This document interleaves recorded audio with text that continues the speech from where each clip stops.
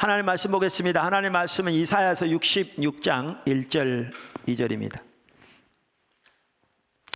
여호와께서 이와 같이 말씀하시되 하늘은 나의 보좌요 땅은 나의 발판이니 너희가 나를 위하여 무슨 집을 지으랴? 내가 안식할 처소가 어디랴? 나 여호와가 말하노라. 내 손이 이 모든 것을 지었으므로 그들이 생겼느니라. 무릇 마음이 가난하고 심령이 통회하며 내 말을 듣고 떠는 자 그 사람은 내가 돌보려니와. 아멘. 우리가 주일 낮 시간에 관계 중심 전도에 대해서 시리즈로 살펴보고 있습니다. 하나님께서 지금 포도나무 교회를 인도하고 계시는 중요한 한 부분이 우리의 가장 가까운 관계에서부터 우리의 관계 안에서 우리가 예수님의 제자로서 사랑으로 섬겨서 그 모든 관계가 하나님의 사랑과 은혜와 생명이 넘치는 그러한 관계가 되기를 하나님이 열망하시고요, 우리를 그 길로 인도하십니다. 그러면서 그러한 사랑의 섬김을 통해 또 이런 영혼들이 주님께로 많이 돌아오는 그 일도 이루시기 원하십니다. 지난주에 우리 삼일교회 선교회 목회자 기도회를 줌으로 했는데 이길스 목사님도 하나님께서 바로 정확하게 그 부분을 계속 기도 중에 보이시고 교회를 이끌어 가신다라는 걸 나누는 걸 들으면서 이게 단순히 포도나무 교회뿐만 아니라 삼일교회 선교회 전체적으로 하나님께서 이 부분에 집중적으로 인도해 가시는 것을 이렇게 더 보게 되었습니다. 우리가 주님 행하심을 잘 주시해 보고 주님의 인도하심에 순종해서 이렇게 나갈 때 우리 하나님의 역사를 경험할 수 있습니다. 실제로 하나님께서 주변에도 보면 이렇게 저렇게 벌써 이 부분에서 일하고 계신 것을 보겠더라고요. 그래서 너무너무 감사하고요.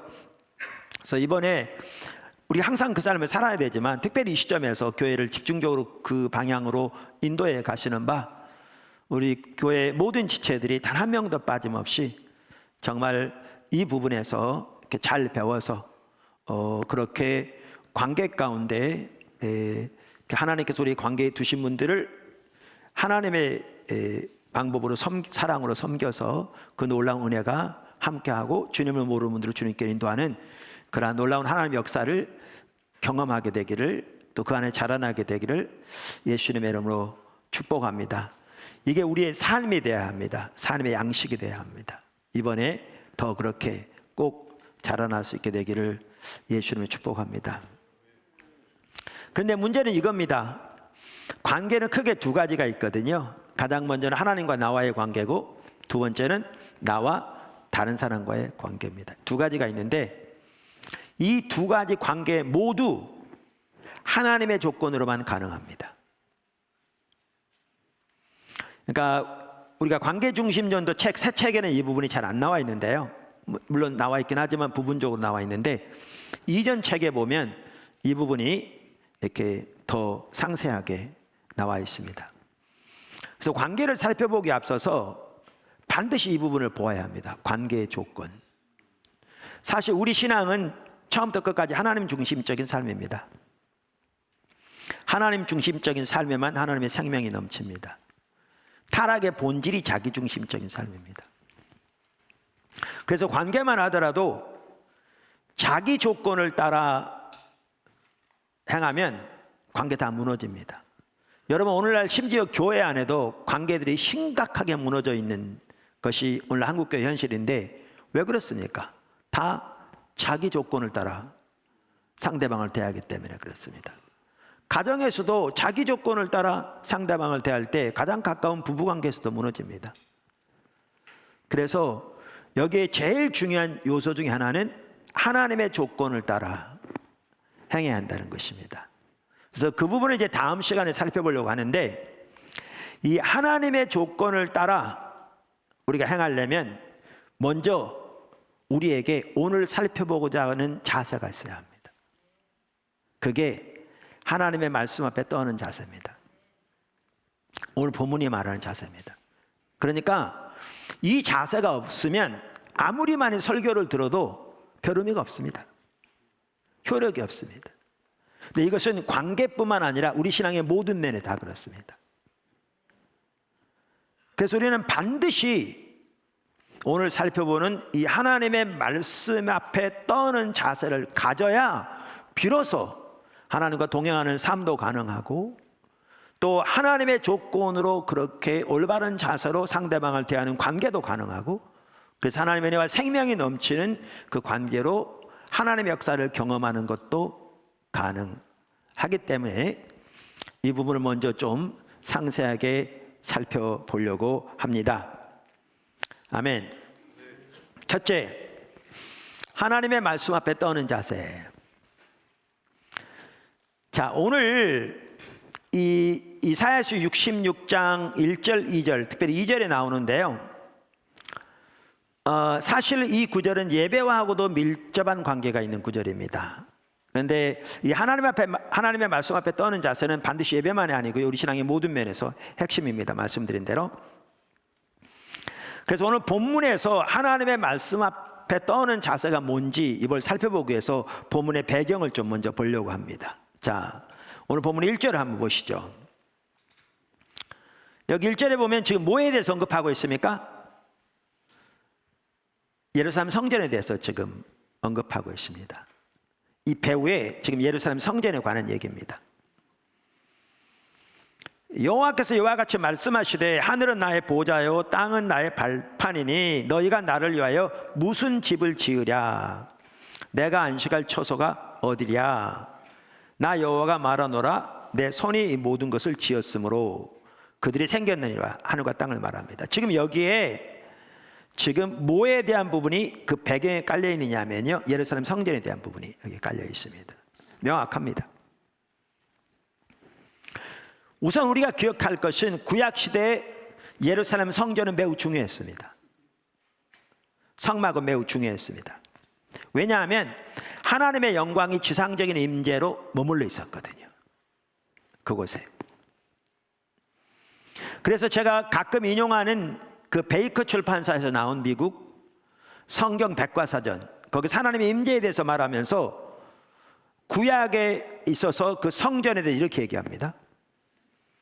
하나님의 임재에 대한 매우 강한 강조와 아울러 구약 성경에서 하나님의 임재가 특정한 위치에 자리 잡을 수 있다는 확신이 매우 두드러진다. 어디에? 지성소에.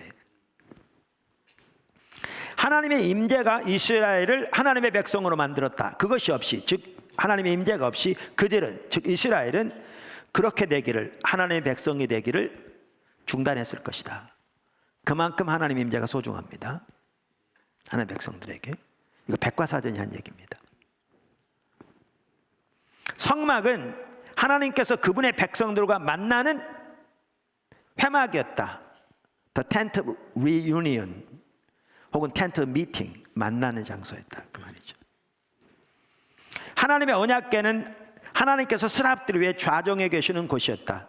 언약궤가 하나님의 임재를 보증했다. 이처럼 구약의 성전은 중요했습니다. 왜냐하면 거기에 하나님의 영광이 지상적인 임재로 머물러 있었으니까. 그런데 성전의 핵심은 뭐였느냐면 거기에서 하나님과의, 하나님의 백성들과의 만남이었습니다. 아까 지금 베이커 출판사에 나온 백과사전도 말하듯이 다윗이 그랬던 것처럼 그 하나님의 성전에 들어가 하나님의 영광을 보기 원하며 하나님의 뜻을 알기를 원해서 하나님을 찾아 나가는 것이었고요, 거기서 하나님과의 만남이 이루어지고 거기서 하나님께서 말씀하시고 하나님의 뜻을 보이시고 하나님의 의중을 알리시고, 그럼 하나님의 백성들이 하나님의 뜻을 따라 행하고 하나님의 의중에 있는 것들의 삶을 드리는, 그래서 하나님과 동행하는 삶으로 나가는 핵심적인 요소였습니다. 성전에서 그것이 본질이었습니다. 그것이 하나님의 성전을 짓게 하신, 혹은 성막을 짓게 하신 핵심적인 이유였습니다. 우리는 그것을 어디서도 볼 수 있느냐면 우리가 이미 예배오기 시간에 살펴봤듯이 출애굽기 29장에서도 볼 수 있습니다. 출애굽기 29장 42절부터 이렇게 말하죠. 이는 내가 대대로 여호와 앞 회막문에서 늘 드릴 번제라. 내가 거기서 너희와 만나고 네게 말하리라. 내가 거기서 이스라엘 자손을 만나리니 내 영광으로 말미암아 회막이 거룩하게 될지라. 45절, 내가 이스라엘 자손 중에 거하여 그들이 하나님이 되리니 그들은 내가 그들의 하나님 여호와로서 그들 중에 거하려고 그들을 애굽 땅에서 인도하여 낸 줄을 알리라. 나는 그들의 하나님 여호와니라. 자, 이와 같이 구약시대 예루살렘 성전은 매우 중요했습니다.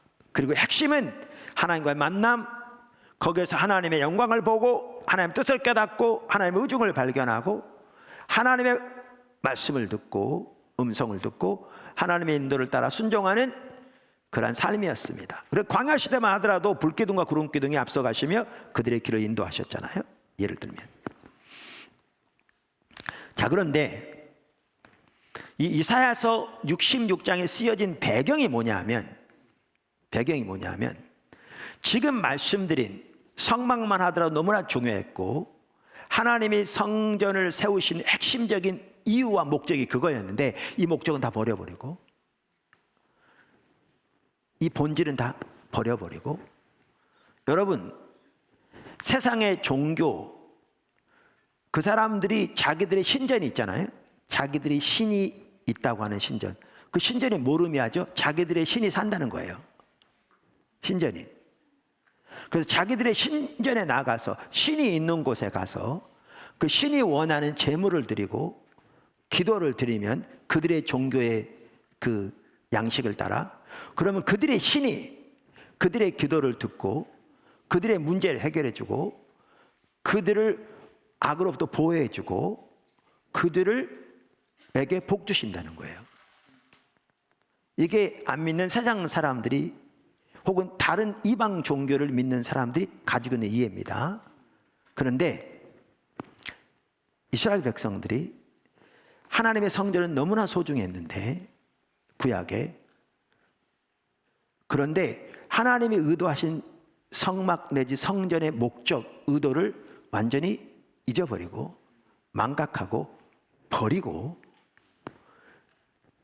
이방 종교를 믿는 사람들이 가지고 있는 그들의 신전에 대해서 그 동일한 이해를 가지고 이 성전이 하나님이 계신 집이라고 이해하고 이 성전에 나와서 성경에 나오는 모양대로 희생을 드리고 기도를 하고 제사를 드리면 하나님이 자기들의 기도를 들으시고 자기들의 문제를 해결해 주고 자기들에게 복을 주고 자기들을 위험과 악으로부터 보호해 주실 것이라고 믿는 거죠. 다시 말하면 본질은 없어지고 종교적인 의식과 모양만 남는 거죠. 이 시대입니다. 그러니까 하나님 말씀하신 겁니다. 하늘이 나의 보좌고 땅이 내 발판인데 내가 살 집을 너희가 어떻게 만들겠냐.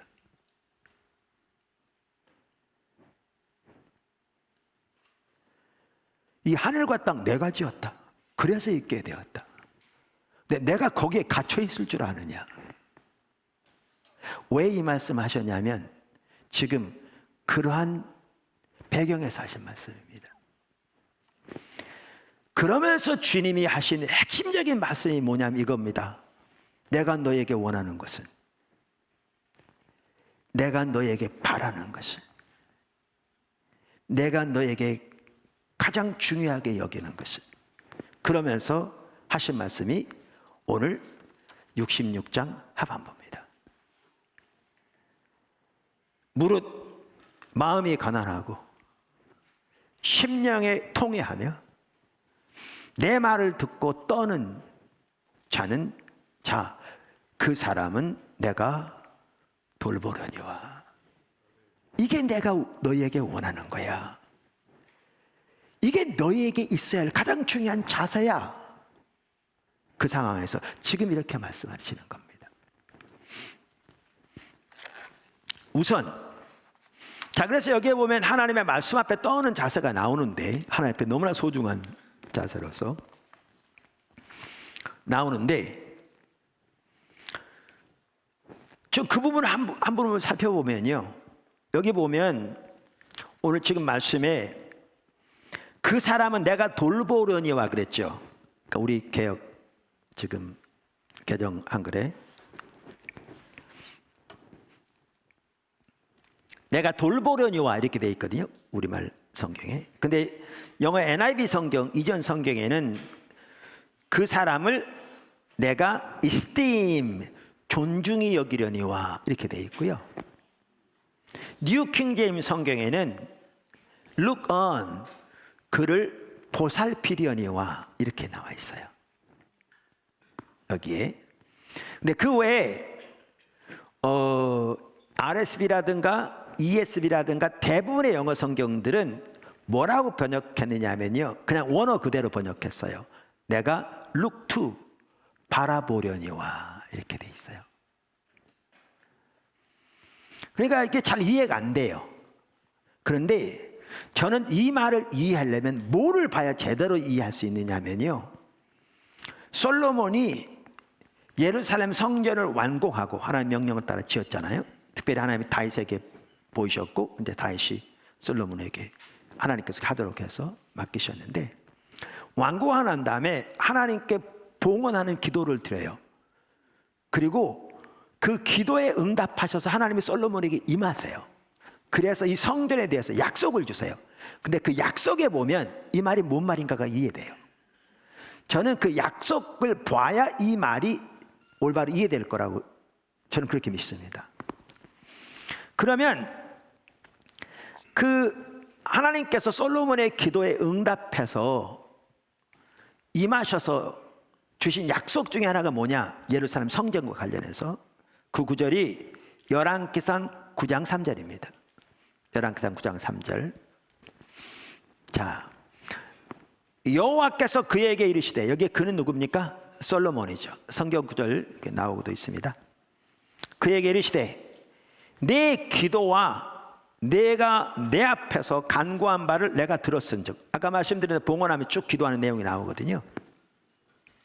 들었은즉 나는 내가 건축한 이 성전을 거룩하게 구별하여, 잘 보십시오, 내 이름을 영원히 그곳에 두며 내 임재가 거기에 영원히 함께하며, 그런 뜻입니다. 내가 거기에 영원히 함께하며, 그런 뜻이에요. 내 이름을 영원히 그곳에 두며, 잘 보십시오, 내 눈길과 하고 내 눈과 내 마음이 항상 거기에 있으리니. 지금 여기에 하나님이 뭐를 약속하셨느냐 하면, 하나님이 하나님의 이름을, 하나님의 임재를 영원히 거기에 두시고 하나님의 눈과 귀와 하나님의 마음이 항상 거기에 있겠다, 그렇게 말씀하셨어요.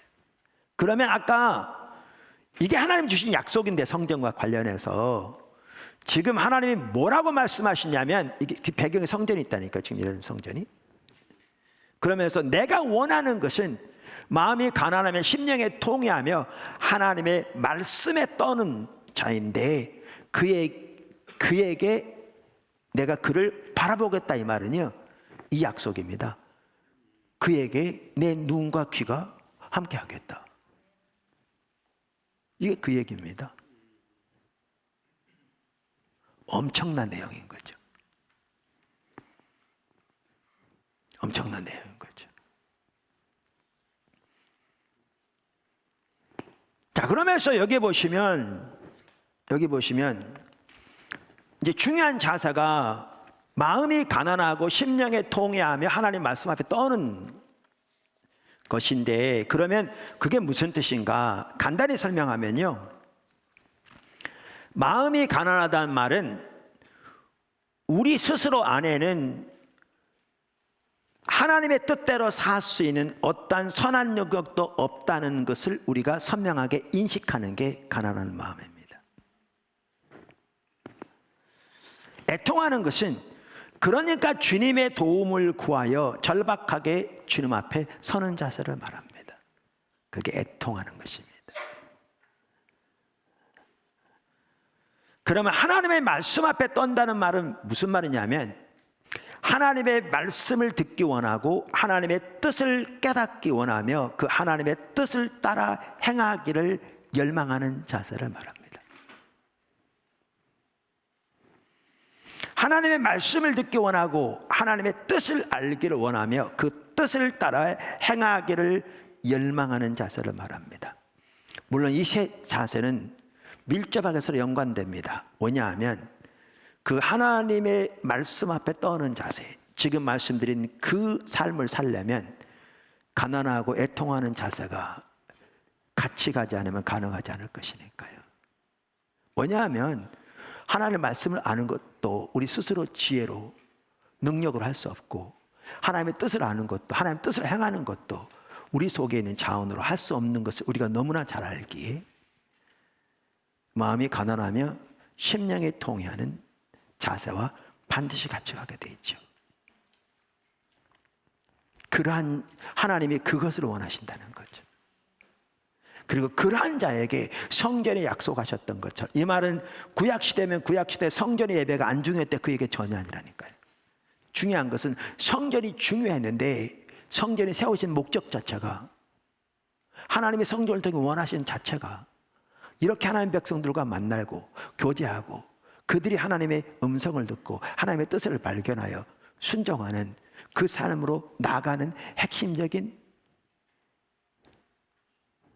역할을 하는 요소인 거죠. 요소인 거죠.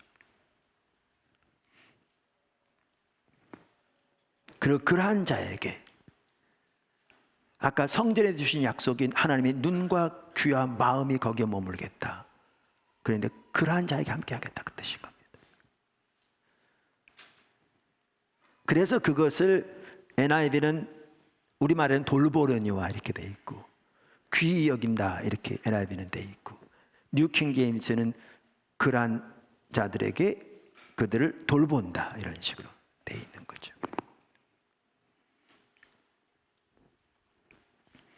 이 자세가요 그만큼 중요하기 때문에 예수님께서 산상수훈을 말씀하실 때도 이걸 가장 먼저 말씀하신 거 아세요?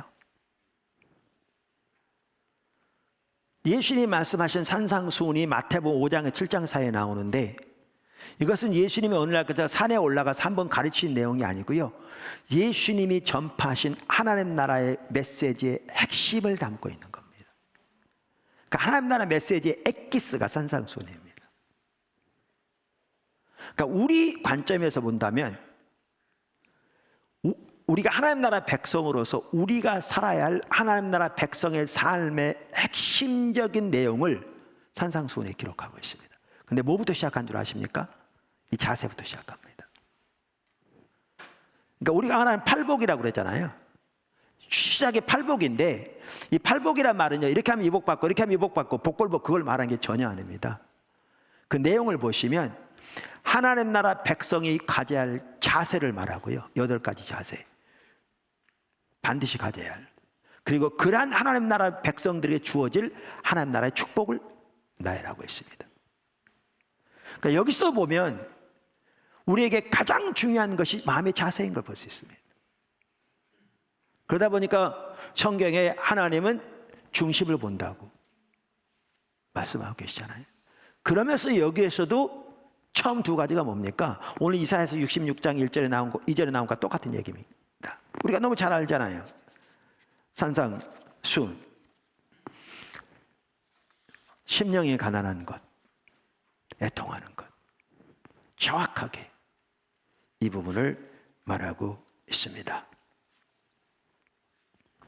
말씀드린 대로 왜 이 부분을 살펴보느냐, 하나님께서 우리를 이렇게 관계 중심 전도를 통해 우리의 모든 관계 안에 하나님의 생명과 은혜가 넘치는 그 복된 삶으로 나가도록, 그렇게 되도록 우리에게 사랑으로 섬기는 자리로 나가도록 우리를 강력하게 인도하고 계신데,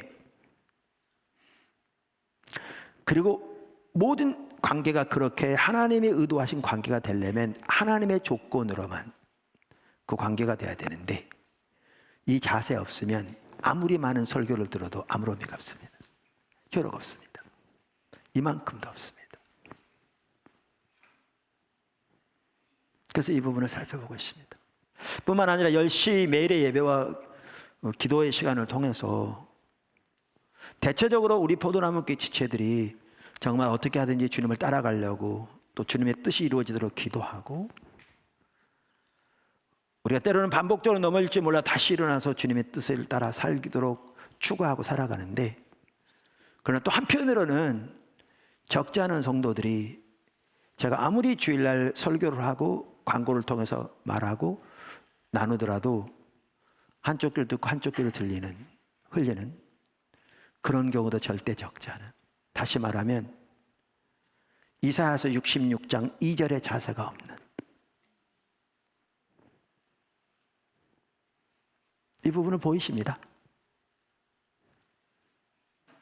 기도할 때, 그것도 반복적으로.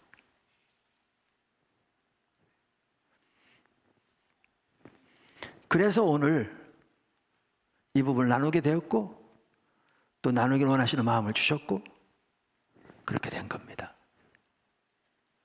근데 사실 하나님의 말씀 앞에 떠는 이 자세는요, 우리의 관계만이 아니라 우리의 신앙의 모든 면에서 가장 중요한 자세 중에 하나입니다. 여러분, 포도나무 교회 사역을 하나님께서 근본적으로 다음 세대로 확 돌이키신 거 아시죠? 그 전부터도 다음 세대 사역 해왔죠. 우리가 NWWC도 그렇고 등등 여러 가지. 그런데 2012년에 하나님이 근본적으로 돌이켜 가셔. 지금 다음 세대 사역 전반적으로 하나님 열어가고 계시잖아요. 그런데 제가 몇 번 나눴듯이 2012년에 어떤 일이 있었냐면, 그때 2월에 대학 청년부 워십 캠프를 연세대 원주 캠퍼스를 빌려서 하고 있을 때, 제가 숙소에서 아침에 일어났는데, 숙소에서 갑자기 성령님께서 강력하게 임하신 적은 거의 없는데 그날따라 강력하게 저에게 임하시더라고요. 그러면 쫙 보이신 게 뭐냐 하면, 하나님께서 저를 통해서 컨퍼런스라든가 때로는 큰 교회라든가 연합집회라든가 작은 교회라든가 수없이 말씀을 전하되 신앙의 본질로 돌이키도록, 십자가의 복음으로 돌이키도록, 하나님 중심적인 삶으로 돌이키도록 강력하게 전하게 하셨는데, 사람들이 듣고 부분적으로 은혜를 받을지는 몰라도 근본적으로 안 돌이켜지는 게 딱 보이더라고요. 그러니까 목사님이야 교회부터 개척할 때부터 그렇게 했으니까 그렇지, 우리는 그런 게 아니라 상황이 다르다. 목사님이야 그렇지, 우리는 형편이 다르다 등 자기 형편, 자기 상황 등을 이유로 하나님의 길로 근본적으로 돌이켜지지 않는 거죠. 하나님의 뜻이 그러하면 우리가 우리의 삶을 걸고 주님의 말씀에 합하여 삶을 조정해야 되는데, 그러면서 딱 누구처럼 보이냐면 광야에서 하던 1세대처럼 이렇게 어려움을 당하면 하나님 도와주세요, 은혜를 부어주세요, 그리고 하나님 도와주시면 제가 이렇게 하나님 뜻을 따라 살겠습니다 등등, 이렇게 부분적으로 돌이킬지 몰라도 문제가 해결되면 이내 곧 옛날 삶으로 돌아가는, 이게 딱 보여지면서 주님이 근본적으로 사역을 다음 세대로 돌이키셨거든요. 근데 그렇게 되는 가장 주된 이유가 뭔지 아십니까? 하나님의 말씀 앞에 떠는 자세가 없기 때문에 그렇습니다. 이 자세 없으면요, 어떠한 하나님과 근본적으로 동행하는 삶도 가능하지 않습니다. 가장 근본적인 원인이 이사야 66장 2절 하반부가 없어서 그렇습니다. 없어서 그렇습니다. 두 번째, 하나님 말씀 앞에 떠는 자세가 없으면 예배는 타락하게 됩니다. 하나님의 말씀 앞에 떠는 자세가 얼마나 중요한가, 이 부분을 보기 위해서 그 자세가 없으면 그 결과가 얼마나 심각한가라는 걸 좀 살펴보기 원하는데요. 그 살펴볼 내용들이 너무너무 많겠죠. 또 이 한 시간에 그 전반적인 살펴볼 수 없고요. 그래서 저는 그 부분을 살펴보되 오늘 이사야서 66장 1절과 2절과 연관된 부분만 살펴보려고 합니다. 그래도 충분히 그 심각성을 볼 수 있거든요. 그래서 제한적일지 모르지만 오늘 본문과 연관된 구절들만 살펴보면서 이 자세가 없으면 그 결과가 얼마나 심각한지를 살펴보므로 이 하나님의 말씀 앞에 떠는 자세가 얼마나 중요한가라는 것을 좀 보기 원합니다. 근데 그 중에 하나가 뭐냐 하면 하나님의 말씀 앞에 떠는 자세가 없으면 예배가 타락합니다. 그걸 어디서 볼 수 있냐면 우리가 예배복 시리즈 살펴봤지만 바로 다음 절에서 볼 수 있습니다. 이사야서 66장 3절에서 볼 수 있습니다. 3절, 소를 잡아 드리는 것은 살인함과 다름이 없고 어린 양으로 제사 드리는 것은 개의 목을 꺾음과 다름이 없이 하며 드리는 예물은 돼지의 피와 다름이 없이 하고 분향하는 것은 우상을 찬양함과 다름이 없이 행하는 그들은 자기의 길을 택하며 그들의 마음은 가증한 것을 기뻐하죠. 여러분, 그 당시 예배를 두고 하나님 이렇게 말씀하십니다. 이 말은요, 그들이 돼지의 피를 하나님께 드렸다는 얘기가 아닙니다. 그건 상상할 수 없습니다. 그거는 이스라엘 백성들에게요, 상상할 수 없는, 그거는 잘못된 일입니다. 또 짐승은 이렇게 목을 꺾어서 잡지 못하게 되어 있습니다. 왜냐하면 피를 빼고 잡게 되어 있거든요. 구약시대 이스라엘 백성들에게. 그런데 개는 천한 동물로 인식됐습니다. 그런데 개 목을 꺾어서 그것을 하나님께 드린다? 이스라엘 백성들은요, 이것은 상상할 수 없는 내용입니다. 우상은 하나님이 제일 증오하는 바입니다. 이 내용들은 뭐냐 하면 그들이 그런 예배를 드렸다는 게 아닙니다. 우리가 신앙의 본질과 의식을 살펴보면서 수없이 귀가 따갑도록 살펴보았듯이 이사야서 1장에 보면 그들이 어떻게 예배를 드렸는가가 나옵니다. 그 당시에. 제가 다시 한번 읽겠습니다. 10절, 너희 소돔의 관원들아 여호와의 말씀을 들을지어다. 너희 고모라의 백성아 우리 하나님의 법에 귀를 기울일지어다. 여호와께서 말씀하시되 너희의 무수한 재물이 내게 무엇이 유익하뇨? 나는 순양의 번제와 살진 짐승의 기름에 배불렀고 숫송아지나 어린 양이나 순염소의 피를 기뻐하지 아니하노라. 너희가 내 앞에 보이러 오니 이것을 누가 너희에게 요구하였느냐? 내 마당만 밟을 뿐이니라. 헛된 재물을 다시 가져오지 말라. 분향을 내가 가지 여기는 바요 월삭과 안식일과 대로 모이는 것도 그러하니 성에 아울러 악을 행하는 것을 내가 견디지 못하겠노라. 내 마음이 너의 월삭과 정한 절기를 싫어하나니 그것이 내게 무거운 짐이라. 내가 지기에 곤비하였느니라. 너희가 손을 펼 때 내가 내 눈을 너희에게서 가리고 너희가 많이 기도할지라도 내가 듣지 아니하리니 이는 너의 손에 피가 가득함이라. 이걸 보면요, 그들은 우리가 여러 번 살펴보았듯이 성경대로 숫송아지, 순염소, 어린 양, 순양 등 성경에 규정한 제물들, 그 중에서 가장 살찌고 좋은 것들, 흠없는 것들을 무수히 드렸습니다. 그리고 성경에 나온 그 모든 절기들을 철저히 지켰고 많이 기도했습니다. 근데 그들의 그러한 예배를 두고 주님이 그렇게 말씀하신 겁니다. 여기를 보면요, 그들의 예배가 타락했다는 걸 강조하기 위해서 하나님이 표현할 수 있는 가장 혐오스러운 표현들을 지금 사용하고 있습니다. 살인, 돼지의 피, 개의 목을 꺾어 드리는 우상. 그럼 왜요? 왜 이토록 성경에 나와 있는 규정대로 가장 살찌고 좋은 짐승들을 그토록 무수히 드리는 그 예배를 하나님이 이렇게 신랄하게 가장 심각한 언어를 사용해서 그들의 예배가 그렇다고 말씀하셨겠습니까? 보세요. 아까 성전이 중요했습니다. 성전에 드린 예배가 중요했습니다. 근데 예배의 본질도 그렇듯이 성전에 세우신 목적도 예배만 하다 하나님의 얼굴을 구하여 나가는 거잖아요. 구약시대부터. 그런데 그 당시 이스라엘 백성들은 성전에 대한 하나님의 목적과 의도, 진정한 예배에 대한 하나님의 이해와 같이 완전히 망각하고 깨닫지 못하고 무시한 채 그들의 신앙과 예배가 이방 종교를 믿는 사람들이 그들의 신들에게 제사하는 이해와 동일한 이해를 가지고 제사를 드리는 방법과 모양은 성경대로 달랐을지 모르지만 그렇게 제사를 드릴 때 하나님은 그 예배를 견뎌하지 못하신 거죠.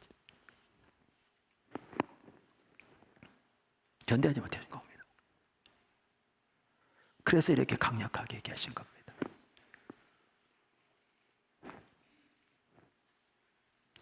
그래서 예배만 하더라도요, 예배가 올바로 되기 위해, 우리 신앙이 올바로 되기 위해, 우리 신앙의 모든 면에서 올바로 되기 위해 뭐부터 있어야 되냐면 우리의 행동이 중요합니다. 근데 그 전에 뭐부터 우리에게 있어야 되냐면 이사야서 66장 2절 하반절에 나오는 자세가 먼저 있어야 합니다. 그래야 올바로 될 수 있습니다. 세 번째, 하나님 말씀 앞에 떠는 자세가 없으면 영적인 분별력이 얻어집니다.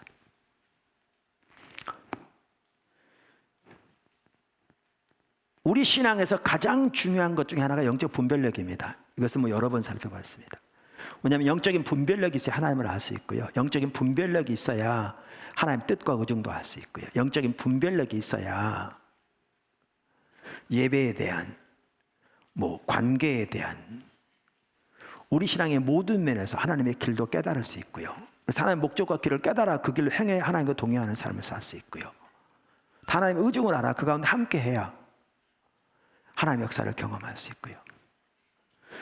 그래서 영적 분별력은 우리 신앙의 모든 면에서 가장 필수적인 요소 중에 하나입니다. 이미 살펴봤습니다. 그런데 이사야 66장 2절 하반절에 나오는 이 자세 없으면 영적 분별력이 어두워집니다. 우리는 어디서 그걸 볼 수 있냐면요, 4절에서 볼 수 있습니다.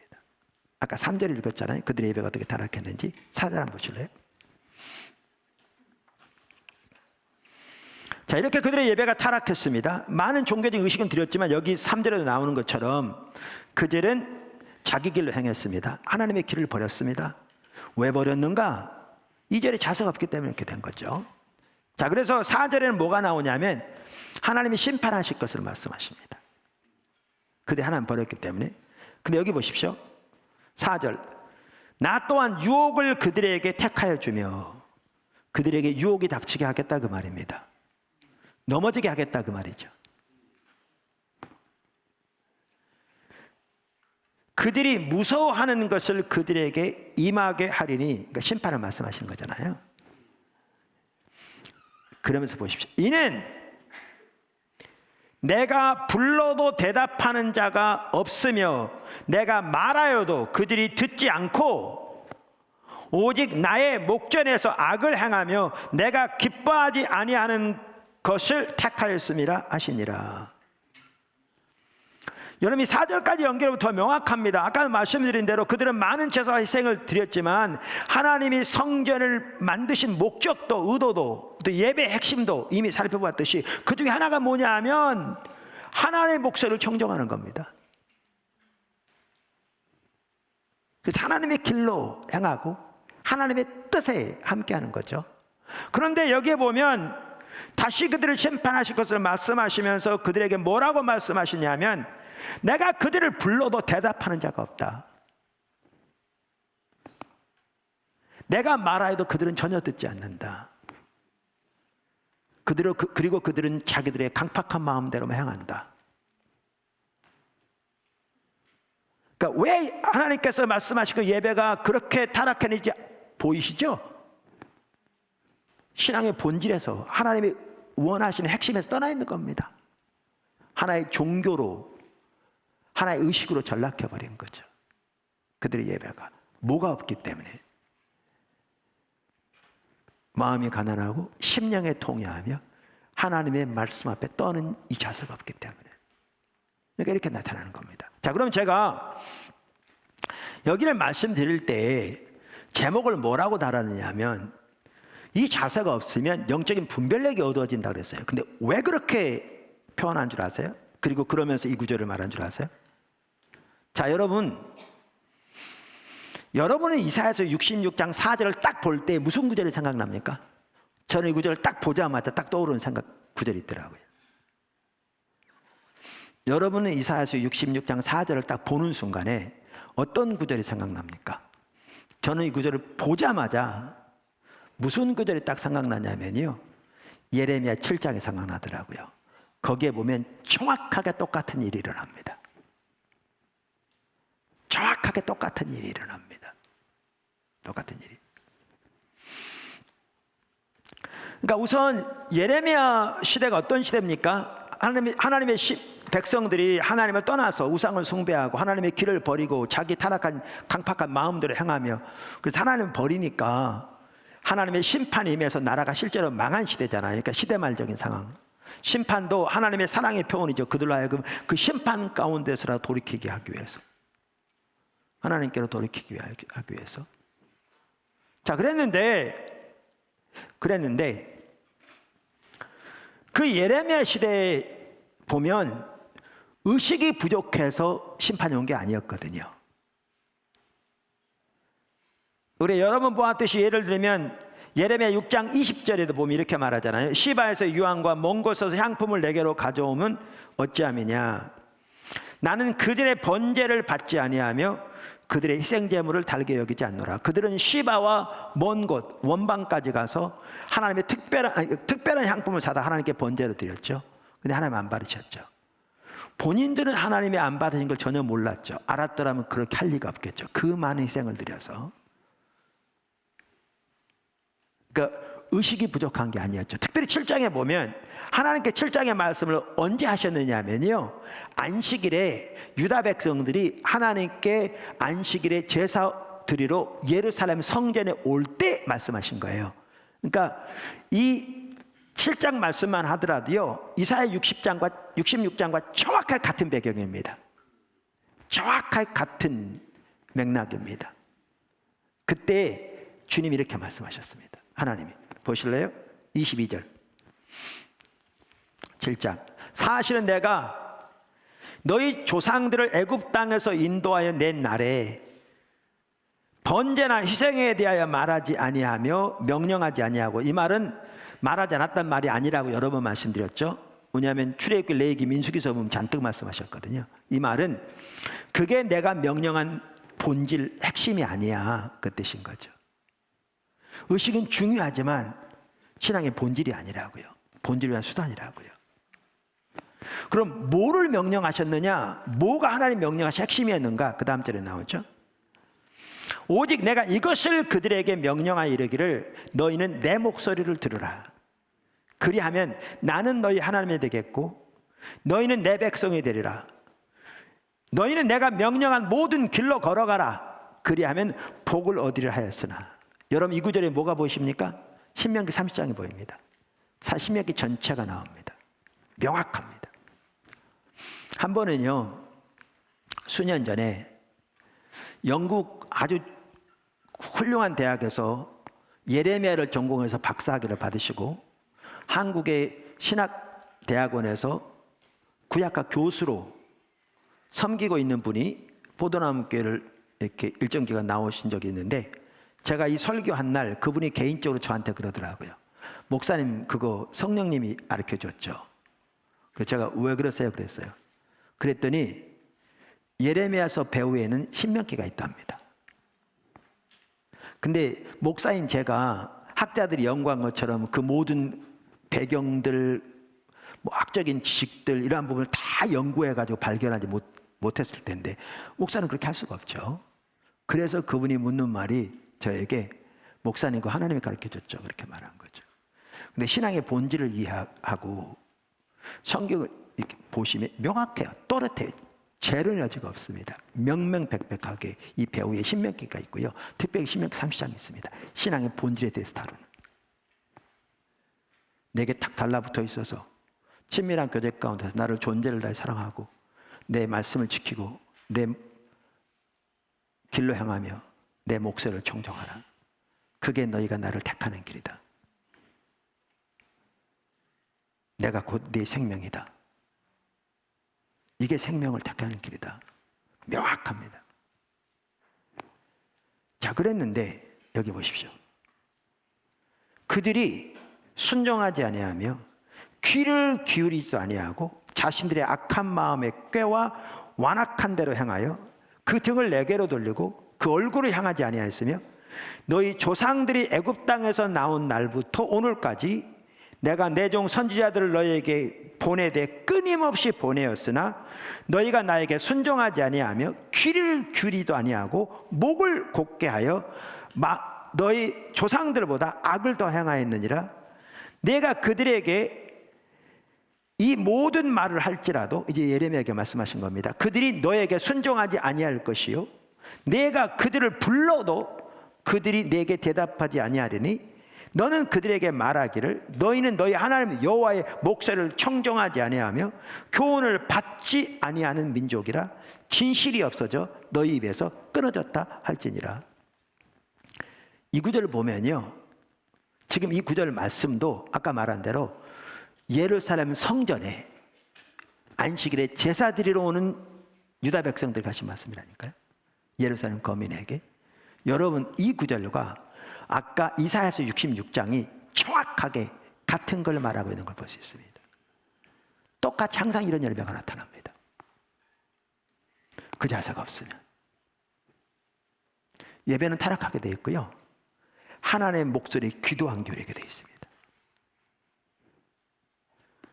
아까 그리고 자기 마음에 강팍한 대로 행합니다. 아무리 예수를 믿어도 오늘날 구약만 그런 게 아니고요, 그 자세 없으면, 그러니까 표현은 약간 다를지 몰라도 이사야서 66장 1절에서 4절과 지금 예레미야서 이 9절이 정확하게 지금 같은 배경에 같은 내용인 걸 볼 수 있습니다. 이렇게 됩니다. 오늘날도 그렇습니다. 우리가 그래서 하나님의 말씀 앞에 마음이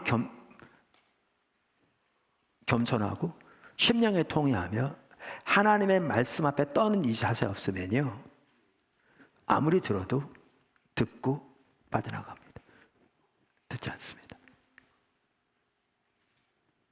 이게 무서운 겁니다. 그럼 제가 그 하나님 말씀 앞에 떠는 자세가 없으면 그냥 하나님의 음성을 듣지 못한다 이렇게 표현하지 당연히 포함됩니다. 근데 왜 영적 분별력이 가려진다 이렇게 표현했는가? 여기 예레미야에서 명확하게 볼 수 있습니다.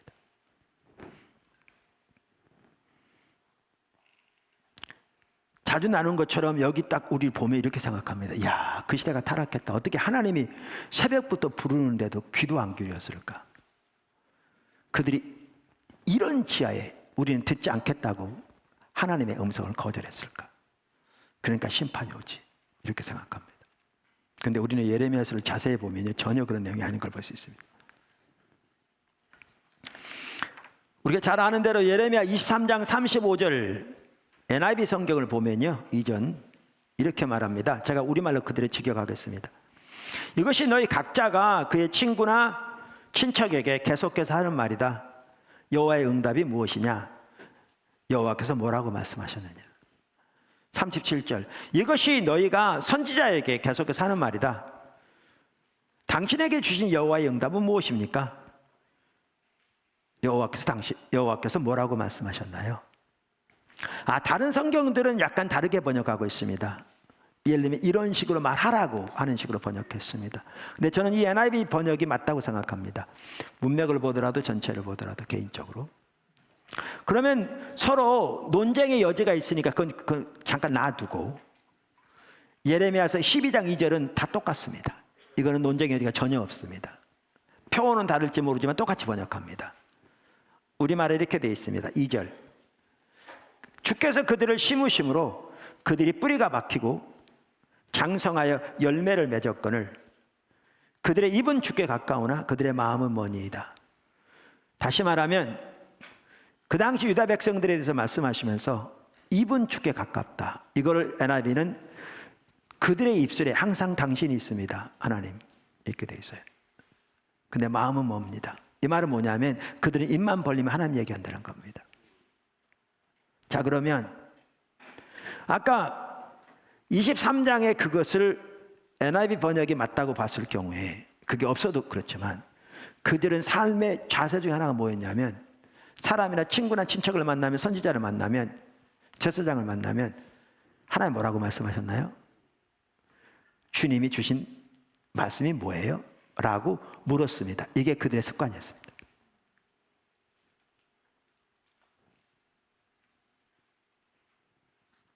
오늘날 성도들은 이제 주일날 교회에서 예배를 마치고 5분도 안 돼서 하나님 얘기 거의 안 합니다. 세상 얘기하지. 근데 하나님의 심판이 실제로 임한 그 시대에 그들은 입만 벌리면 하나님 얘기했습니다. 자, 그러면 그러한 그들이 하나님이 말씀하셨는데 이런 지하에 거절하면서 우린 듣지 않겠습니다 라고 말하겠어요? 귀도 안 기울이겠어요? 하나님 말씀하시는데. 이걸 보아야 하나님이 말씀하신 의도를 볼 수 있습니다. 이거 못 보면요, 성경을 표면적으로만 봅니다. 그럼 이런 상태였는데 하나님은 그들이 어떤 자세를 두고 그렇게 강력하게 말씀하셨는가? 왜냐하면 이 부분을 보아야 이사야서 66장을 비로소 이해할 수 있습니다. 시대는 달라도 정확하게 똑같은 일이 일어나거든요. 여러분, 제가 미리 말씀드리면요, 바리새인들 누구보다 헌신이 뛰어났습니다. 누구보다 종교적인 의식이 뛰어났습니다. 종교적인 열심이 뛰어났습니다. 성경 지식이 뛰어났습니다. 우리가 잘 아는 대로. 그리고 하나님은 그 당시에 침례 요한을 통해서 말씀하고 계셨습니다. 그 시대 사람들에게. 하나님은 그 당시에 성경을 통해서 말씀하고 계셨습니다. 그리고 바리새인들은 그 성경에서 영생을 얻는 줄 생각하고 성경을 암송하고 묵상하는 것이 그들의 직업이었습니다. 그 당시 하나님은 예수님을 통한 표적과 기사를 통해 말씀하고 계셨습니다. 하나님은 하나님의 아들 예수님 보내서도 말씀하고 계셨습니다. 근데 바리새인들은 그 어떤 통로를 통해서도 하나님의 음성을 한마디도 못 들었습니다. 못 들었습니다. 못 듣는 정도가 아니고요, 그들의 행동이 하는 말은 이런 지하에 거절했습니다. 지금 행동이 하는 말을 하는 것입니다. 여기. 그러니까 정확하게 똑같은 일이 일어납니다. 어느 시대건 정확하게 똑같은 일이 일어납니다. 이걸 봐야 이 말의 의미들을 이해할 수 있습니다. 뭐가 없으면 마음이 가난하고 심령에 통회하며 하나님의 말씀 앞에 떠는 이 자세가 없으면, 신약이건 구약이건 정확하게 동일한 일이 일어납니다. 이 자세 없으면 아무리 종교적인 열심이 있을지라도, 아무리 종교적인 배경이 화려할지라도, 아무리 신학적인 지식이 뛰어날지라도, 이 이사야서 66장 2절 하반절에 나온 이 자세가 없으면 이렇게 될 수밖에 없습니다. 그게 무서운 점입니다. 그러니까 예수님께서 그 바리새인들에게 소경이요 우맹이라고 그랬잖아요. 목회된다는 거죠. 본인들은 빛이라고 자부하는데 주님은 너희가 소경이라고 그렇게 하시잖아요. 그래서 그들은 날씨는 분별할 줄 알면서 시대의 표적은 분별할지 모르는, 이렇게 됩니다. 자, 그러면 여기에 볼 때 이게, 야, 어떻게 타락해 적을 하나님이 그렇게 말씀하시는데 이런 지하에 거절하냐? 이거요, 그런 간단한 얘기가 아닌 걸 볼 수 있습니다. 그때 행동이 하는 말을 두고 하신 말씀인데요. 그럼 왜 그랬는가? 그 가장 주된 이유 중에 하나가 영적인 분별력이 어두워져서 그랬습니다. 그 똑같은 7장에 우리가 여러 번 살펴봐 잘 압니다. 제가 그냥 간단히 다시 리마인드 시켜드리는 겁니다. 4절 이렇게 말하잖아요. 너희는 이것이 여호와의 성전이라, 여호와의 성전이라, 여호와의 성전이라 하는 거짓말을 믿지 말라. 지금 이사야서 66장과 정확하게 같은 것을 두고 말씀하신다니까요. 여러분이 그 시대에 살았더라면 예레미야라는 선지자라고 하는 자가 와가지고 하나님의 말씀을 전한다고 하면서 예루살렘 성전을 두고 안식일에 너희는 이것이 여호와의 성전이라, 여호와의 성전이라, 여호와의 성전이라는 거짓말을 믿지 말라 그랬으면 여러분 그 말 들었겠습니까? 저는 미쳤다고 그랬겠죠. 아니, 이 성전이 어떤 성전인데, 우리 조상대대로 하나님이 주신 이 성전에 주신 약속이 얼마나 놀라운데, 이 성전을 두고 이 참남하지, 이단도 그런 이단이 없지, 어떻게 이것이 여호와의 성전이라는 말이 거짓말이란 말인가? 그러면서 아래 8절에 보면 보라 너희가 무익한 거짓말을 의존하는도다 이렇게 돼 있어요. 특별히 여기 보십시오. 여호와의 성전이야 여호와의 성전 성전 3번 나오잖아요. 그 NIV 성경 옛날 거에 보면 스타디 바이블에 간단한 주석이 나오는데 이렇게 썼더라니까요. Vain, repetitious babbling. 헛된 반복적인 중언부언. 이 말은 뭐냐면 그 당시 종교 지도자들이 다 선지자, 제사장, 율법사, 서기관 할 것 없이 이것이 여호와의 성전입니다. 이것이 여호와의 성전입니다. 이것이 여호와의 성전입니다. 오늘 여러분들이 이곳에 나와서 하나님께 성대한 제사와 희생을 드리고 기도를 드렸으니 하나님이 약속하신 대로 여러분의 기도를 들으시고 여러분에게 복을 주실 것입니다. 이렇게 외쳤는데요. 어떤 상황이라고요? 아까 제가 설명한 이사야서 66장과 똑같은 상황이라니까요. 성전은 너무나 소중했습니다. 성전의 예배 너무나 소중했습니다. 근데 하나님이 의도하신 성전과 성전의 예배는 단순한 종교적인 의식이 아니었습니다. 하나님과 만남, 하나님의 뜻과 의중을 알고 하나님의 길을 알아 그 가운데 행함으로 하나님과 동행하는 삶을 살기 위한 핵심적인 수단이었죠. 근데 그들은 그 모든 걸 떠났습니다. 그리고 뭐만 남았느냐? 의식만 남았습니다. 이방 종교를 가진 사람들이 그들의 신전에서 제사하듯이 동일한 이해를 가지고 나와서 제사로 나온 겁니다. 그런데 그 당시 눈먼 종교 지도자들은 그들에게 축복을 주기에 바빴죠. 이 여호와의 성전에 오늘도 나와서 하나님께 제사를 드리고 희생을 드렸으니 여호와께서 복을 주실 것입니다. 복을 주실 것입니다. 복을 주실 것이 이렇게 외쳤대요. 이 3번의 말 속에 그게 포함되어 있습니다. 그런데 예레미야라는 사람이 와가지고 이것이 여호와의 성전이라는 거짓말을 믿지 말라 그러니까 전혀 못 알아들었죠. 근데 왜 거짓말이었습니까? 우리가 에스겔서가 같은 시대인데 그들이 하나님을 반복적인 하나님의 경고에도 불구하고 돌아오지 않고 떠나니까 하나님의 영광의 성전에서 거치잖아요. 들리잖아요. 떠나잖아요. 그러니까 건물에 불과했죠. 근데 그들은 그거 붙들고 있는 거죠. 그 약속만. 하나님의 영광이 이제 떠났는데. 그러니까 외쳐대는 그 당시 종교 지도자들의 소위 평강의 메시지만 붙들고 있는 거죠. 보십시오. 눈이 멀은 겁니다.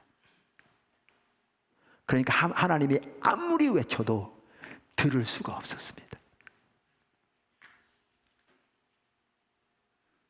들을 수가 없었습니다. 오늘날도 마음이 가난하며 심령에 통회하며 하나님의 말씀 앞에 떠는 자세 없으면요 굳어집니다. 굳어집니다. 인간은 예의 없습니다. 영적인 눈이 가려집니다.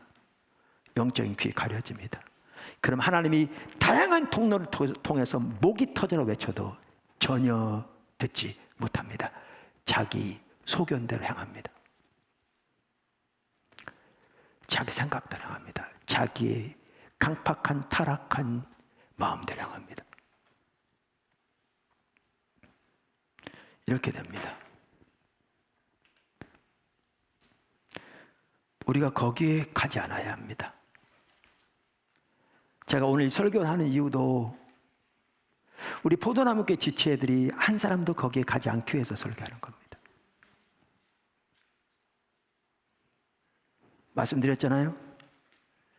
많은 지체들은 정말 주님을 찾으면서 우리가 반복적으로 때로는 엎어지고 넘어질지 몰라도 다시 일어나 주님을 찾으면서 주님의 얼굴을 구하며 주님의 은혜를 구하며 그 애통한 심령을 가지고 주님을 따라가고 있습니다. 근데 적지 않은 수는 귀도 기울이지 않고 있습니다. 제가 열심히 기도할 때마다 하나님께서 반복적으로 그 부분을 보이십니다.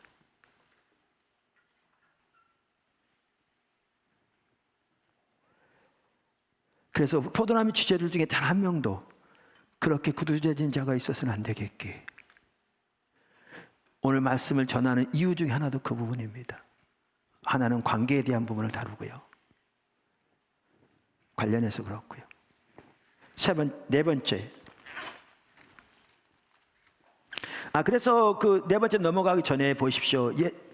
사실 요한복음은 어느 복음서보다 예수님이 하나님과 친밀한 교제 가운데 거하시고 하나님의 향하심을 온 사람으로 동참하는 삶을 사신 것을 강조하고 있거든요. 그래서 그 요한복음에는 예수님이 철저하게 하나님 중심적인 삶을 사신 것을 어느 복음서보다 강조해요. 이 두 개 같이 가거든요. 그런데 여기에 중요한 한 요소가 또 뭐냐면 영적인 분별력이에요. 그래서 요한복음 전체에 영적인 분별력에 대한 부분이 많이 나와요. 그래서 제가 영적인 분별력에 대해서 십자가 복음에 쓸 때 많은 구절을 어디서 인용하고 있느냐면 요한복음에 인용하고 있어요. 왜냐하면 요한복음 전체가 그 부분을 다루고 있어요. 요한복음은 예수님이 빛으로 오신 분임을 강조하고 있잖아요. 어둠 가운데. 그 요한복음에서 예수님이 이렇게 말씀하셨어요. 다른 구절도 많이 있지만 7장 16절 예수께서 대답하여 이르시되 내 교훈은 내 것이 아니요 나를 보내신 이의 것이니라. 아버지 하나님 가르치죠. 사람이 잘 들으십시오. 하나님의 뜻을 행하려 하면 이 교훈이 하나님께로부터 왔는지 내가 스스로 말함인지 알리라. 어떤 자에게 영적인 눈이 열릴 거라고요? 이사야서 66장 2절 하반절에 자세를 가진 자에게. 똑같은 얘기거든요.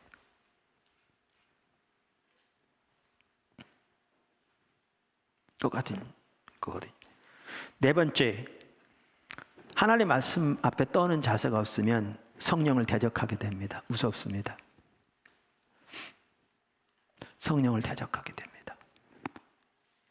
제가 그러니까 이사야 66장 2절 하반부에 나오는 자세가 없으면 나타난 열매들을 지금 살펴본다고 그랬는데 당연히 많이 있겠지만 다 살펴볼 수 없어서 그 구절과 관련된 부분만 살펴본다고 그랬습니다. 그것만 해도 충분하기에. 근데 그 중에 하나가 바로 이 부분입니다. 성령을 대적합니다. 어디서 볼 수 있느냐? 사도행전 7장에서 볼 수 있습니다. 사도행전 7장. 잘 알다시피 사도행전 6장부터 유대인들이 스데반을 핍박합니다. 스데반은 성령과 지혜가 충만한 사람이었습니다. 유대인들이 시기하고 스데반을 핍박합니다. 그랬더니 사도행전 7장 1절부터 스데반이 이스라엘 역사를 쭉 살펴보면서 그들에게 하나님의 말씀을 전합니다. 그리고 끝부분에서 이렇게 말합니다. 끝부분에서 48절 7장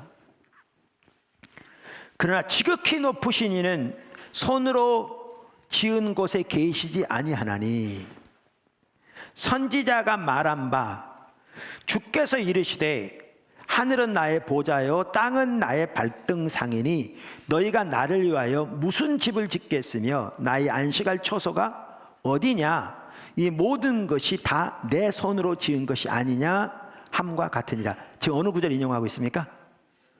이사야서 66장 1절과 2절 상반절까지만 인용하고 있습니다. 딱 거기까지. 이 다음에 곧바로 뭐가 나오냐면 가장 핵심적인 그 자세가 나오는데 거기서 딱 멈춥니다. 왜 멈춘 줄 아세요? 그들에게 그 자세가 없었습니다. 그들에게 그 자세가 없었습니다. 그러면서 이렇게 말합니다.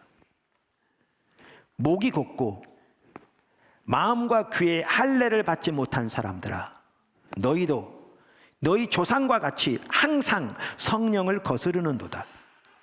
너희 조상들의 선지자들 중에 누구를 박해하지 아니하였느냐?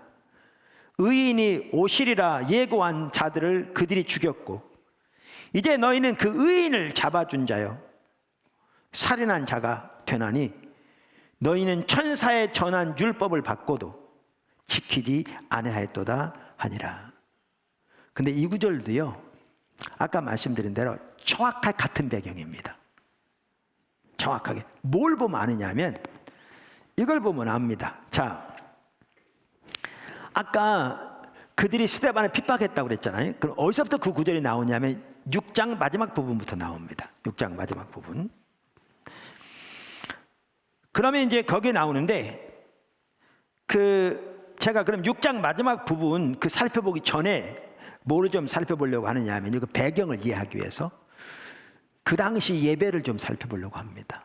그러니까 아까 이사야 66장 2절 하반절에 자세가 없으면 예배가 타락하게 된다고 그랬잖아요.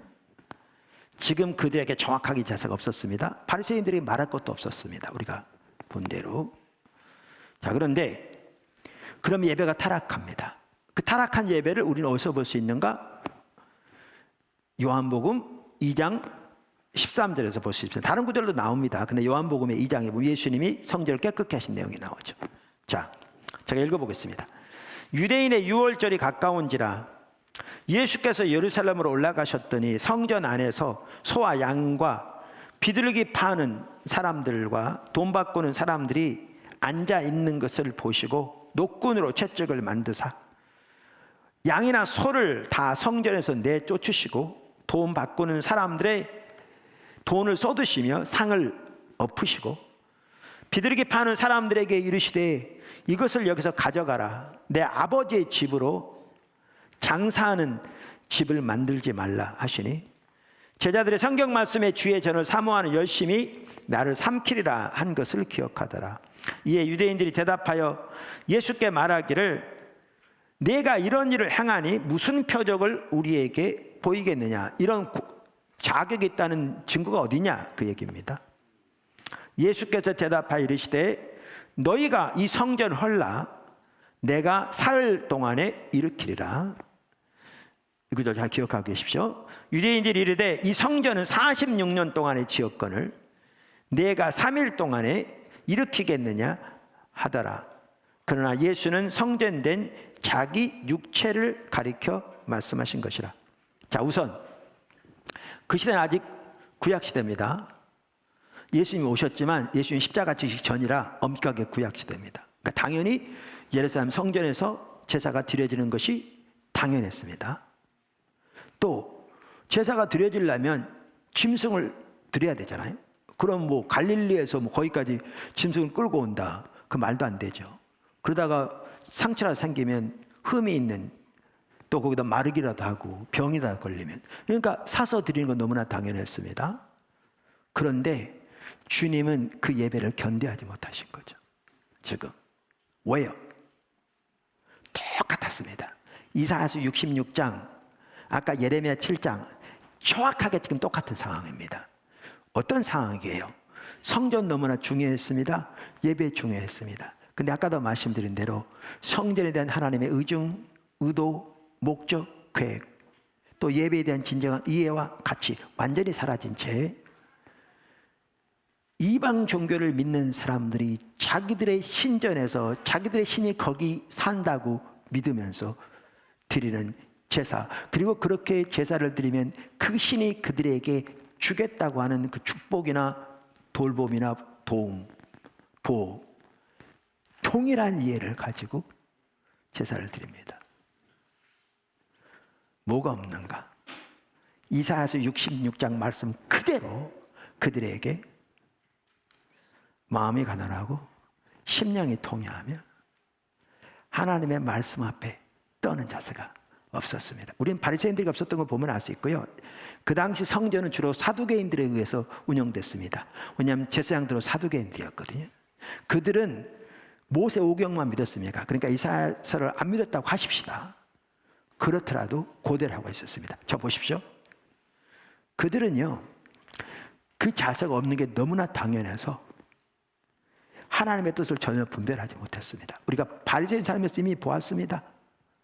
나시는 분별할 줄 알면서 시대의 표적을 분별하지 못한다. 이건 사두개인도 마찬가지였습니다. 우리가 볼 수 있습니다. 예수님 앞장서 죽음에 내어주는 자들이 바리새인뿐만 아니라 사두개인들이었잖아요. 대제사장들의 보낸 종들이 가서 잡아왔잖아요. 그들의 기득권에 이업이 됐거든요. 그러면서 보십시오. 그들은 하나님의 뜻을 전혀 이해하지 못했습니다. 마음을. 아까 올바른 자세를 가지면 성전에서 하나님의 마음이 거기 있겠다고 그랬잖아요. 주신 약속이. 근데 그들 하나님의 마음을 이해하지 못했습니다. 어떻게 아느냐고요? 예수님이 쫓아내시면서 하신 말씀이 어떤 복음서에 보면 내 아버지의 집은 만민이 기도하는 집이라 이렇게 돼 있어요. 이걸 보고 학자들이 어떻게 추측하느냐 하면 그들이 짐승을 팔 때 성전 안에 있는 이방인의 뜰에서 팔았던 것 같다 이렇게 봐요. 자, 하나님께서 유대인들을 택하신 것은, 이스라엘 백성들을 택하신 것은 그들이 강한 나라였기 때문에 전혀 아닙니다. 반대였습니다. 전적인 하나님의 은혜로 그들을 택하신 거죠. 너희를 택하심을 보라. 변변한 자가 누가 있느냐? 하나님은 연약한 자를 택해서 강한 자를 부끄럽게 하시고, 못난 자를 택해서 잘난 자를 부끄럽게 하시기 위해서 아무도 자랑치 못하도록 그렇게 택하셨다. 우리에게도 말씀하고 계시잖아요. 근데 제가 표현은 이제 그냥 설명하는 식으로 한 거죠. 성경을 그대로 인용한 건 아니고.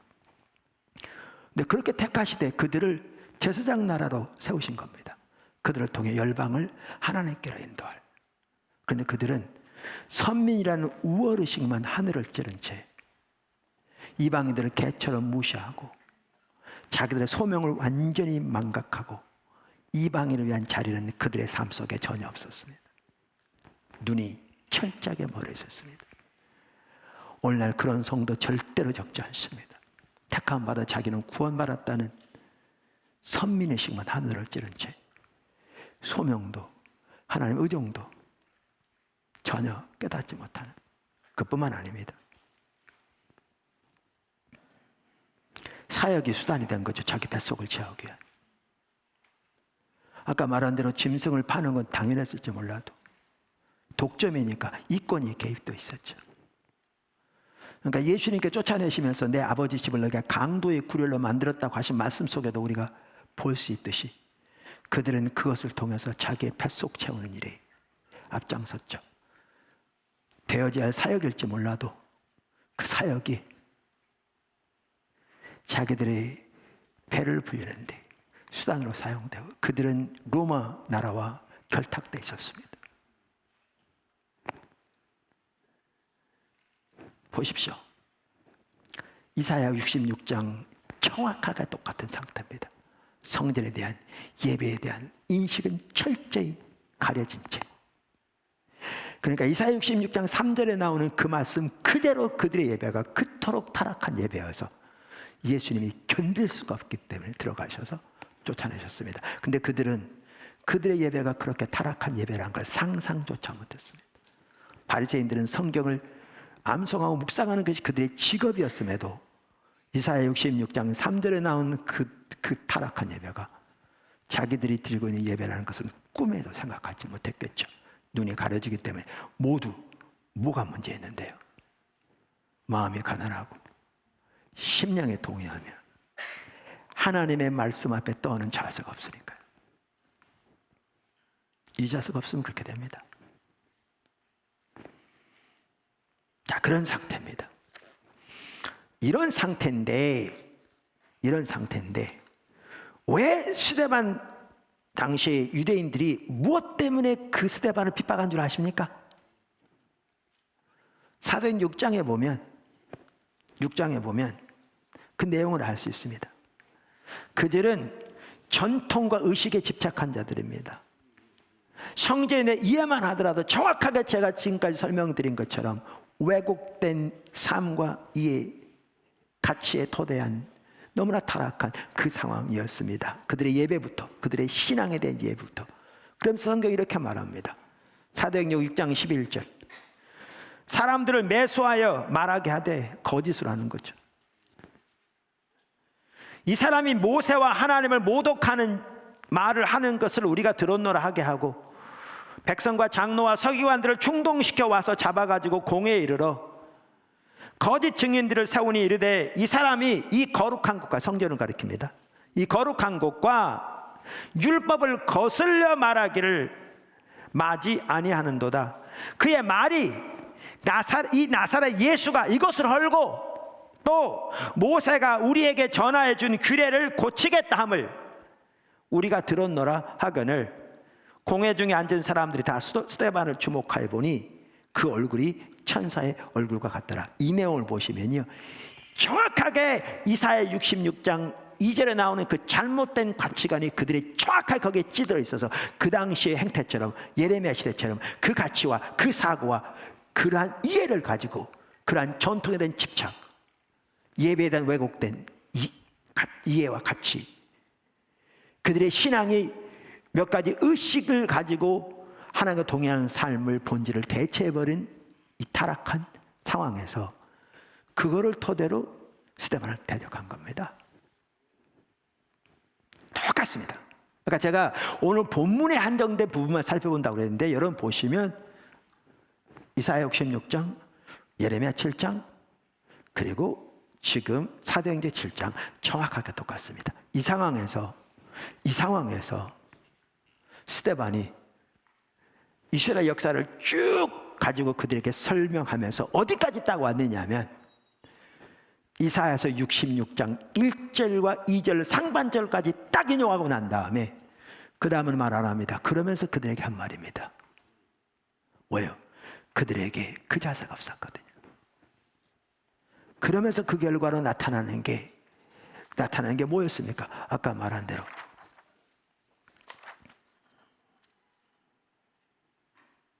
목이 곧고 마음과 귀에 할례를 받지 못한 사람들아, 너희도 너희 조상과 같이 항상 성령을 거스르는도다. 여러분 보십시오. 우리가 이사야 66장 하반절에 나오는 마음이 가난하고 심령이 통회하며 하나님의 말씀 앞에 떠는 이 자세 없으면요, 이렇게 됩니다. 이렇게 됩니다. 점점 이렇게 굳어져 갑니다. 인간은 예의 없습니다. 아무도 예의 없습니다. 아무리 오늘날마다 교회 생활 잘해도 예의 없습니다. 아무리 봉사 많이 하고 아무리 성경을 잘 알고 아무리 종교 의식이 많아도 이렇게 됩니다. 바리새인들 보십시오. 그래서 하나님의 말씀 앞에 떠는 자세가 없으면 성령을 대적하게 됩니다. 대적하면서도 모릅니다. 자기가 성령을 대적하고 있다는 사실. 그게 무서운 얘기입니다. 이처럼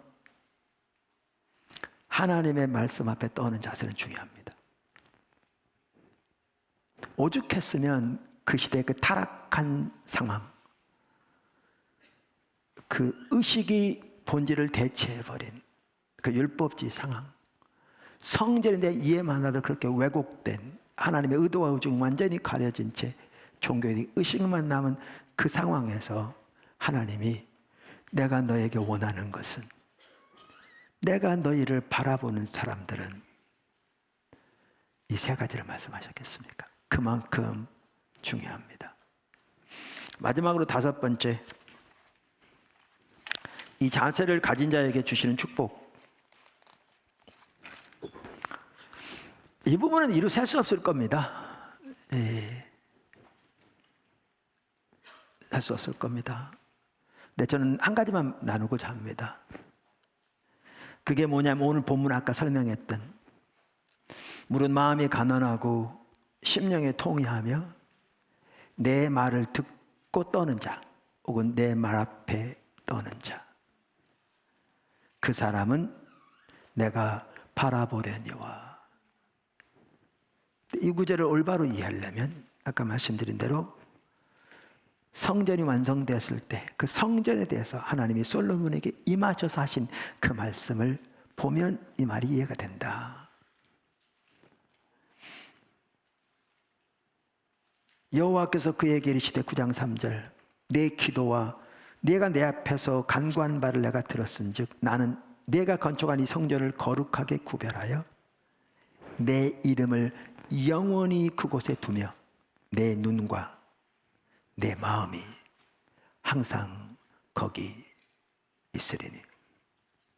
신약시대는 각자의 성도가 하나님의 성전이고요, 교회가 하나님의 성전입니다.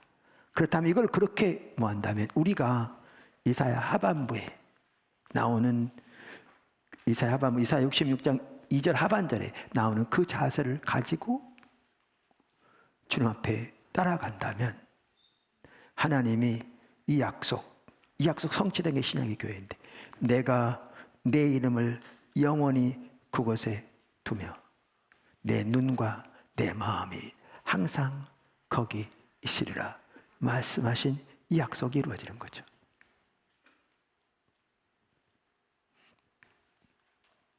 약속이 이루어지는 거죠. 그래서 솔로몬에게 바로 이어서 거기 보면요, 내가 내 앞에서 신앙의 본질 그 부분을 이렇게 그러니까 그렇게 하나님의 명령을 따라 행하고 등 이렇게 말씀하시면 내가 네 아비 다윗에게 약속한 모든 것을 다 성취되게 하리라 그렇게 말씀하세요. 그래서 우리에게 주시는 하나님의 복이 수없이 많을 텐데요, 가장 큰 복은 하나님과 친밀한 교제죠. 우리가 이것을 어디서 잘 볼 수 있느냐 하면요, 시편 25편 4절에서 볼 수 있습니다. 시편 25편은요 다윗의 시편입니다. 근데 다윗에게는 이사야서 66장 2절 하반부의 자세가 있었습니다. 하나님이 다윗에 대해서 증언하시기를 그는 내 마음이 합한 자라고 말씀하시고, 사무엘에게 말씀하시기를 사람은 외모로 취하려니와 나 여호와는 그렇지 아니하니 나는 중심을 보느니라 그랬는데, 다윗에게는 정확하게 그 자세가 있었던 걸 봅니다. 이 시편 25편 4절, 여호와여 주의 도를 내게 보이시고 주의 길을 내게 가르치소서. 주의 진리로 나를 지도하시고 교훈하소서. 주는 내 구원의 하나님이시니 내가 종일 주를 기다리나이다. 정확하게 다윗에게는 그 자세가 있었습니다. 하나님의 길을 알고 원하고 하나님의 뜻을 알기를 구해서 하나님 앞에서 기다리며 하나님을 간절히 찾는, 왜? 그 뜻 가운데 행하기를 원하기 때문에. 그런데 그것이 자기의 지혜로 자기의 능력으로 할 수 없기에 하나님의 도움을 구하여 주 앞에 간절히 서 있는, 마음이 가난하며 심령에 통회하며 내 말씀 앞에 떠는 자, 그에게 내 눈이 향하리라 그랬는데 정확하게 다윗이 그 자세를 가지고 있었습니다. 이게 그의 삶입니다. 이게 여기 여호와 그 다윗에게 시편 20 동일한 시편 14절에 이렇게 말하잖아요.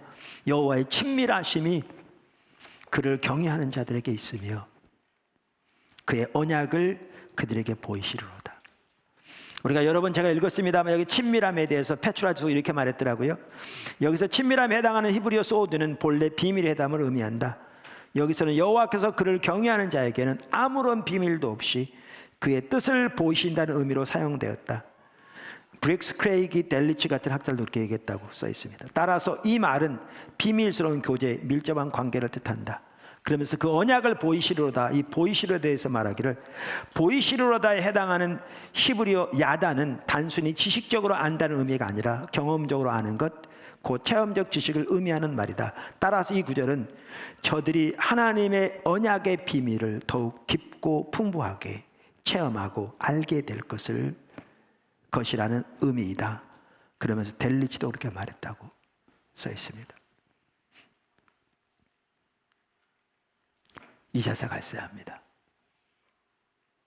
이 자세가 있어야 관계를 배울 때에도 내 생각, 내 주장 내리고 하나님의 뜻을 알아 그 가운데 함께하기 위해서 겸손히 주의 길을 배워가게 되고요. 그래야 변화가 있고요. 그래서 하나님도 알게 되고 하나님의 약속이 이루어지게 되고 성경에 말하는 그 놀라운 은혜, 하나님의 함께하심, 하나님의 눈이 마음이 머물러 있는 영적인 분별력이 주어지고 등 하나님의 은혜가 부어질 줄로 믿습니다. 제가 한 가지만 언급하고 넘어가면요, 그 성경에 보면 사도 바울이 견고한 진에 대해서 말하잖아요. 하나님 아는 걸 대적하는 고린도서 10장에서. 이것이 상처로 인할 것일 수도 있고 다양한 것일 수도 있는데요, 어떤 책에 한 분이 그걸 잘 지적해 놓은, 그러니까 잘 좋은 비유를 들었더라고요.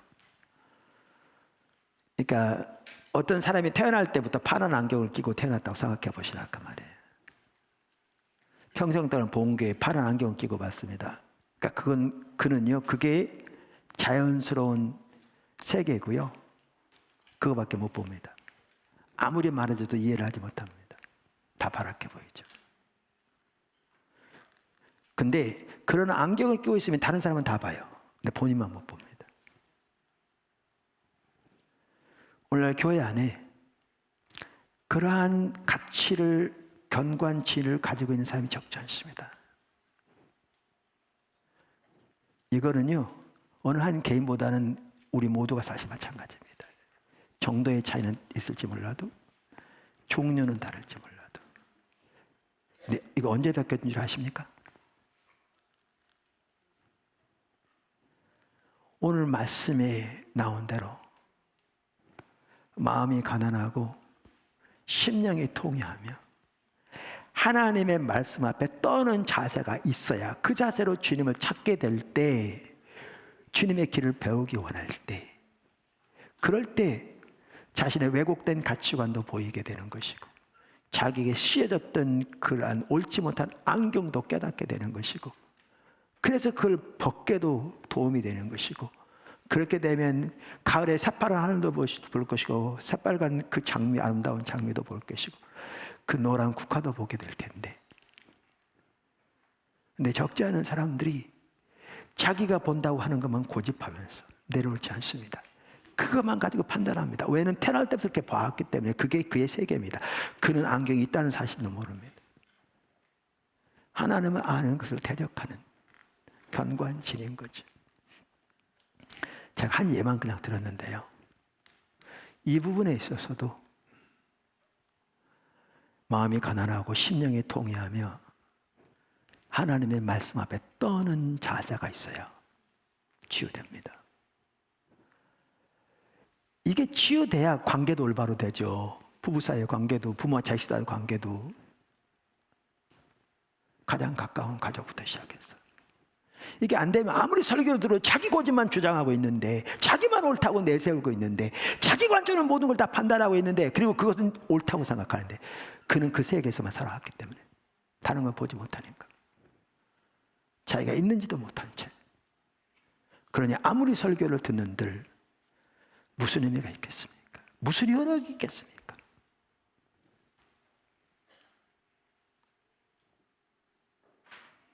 그래서 하나님의 말씀 앞에 떠는 이 자세는 우리 신앙의 모든 면에서 가장 중요한, 가장 필수적인 자세입니다. 그리고 그것이 마음이 가난하고 심령이 통회하는 것과 같이 갑니다. 오죽했으면 예수님이 산상수훈을 말씀하시면서 자세를 가장 먼저 다루시면서 가장 먼저 그 두 가지를 말씀하셨겠습니까?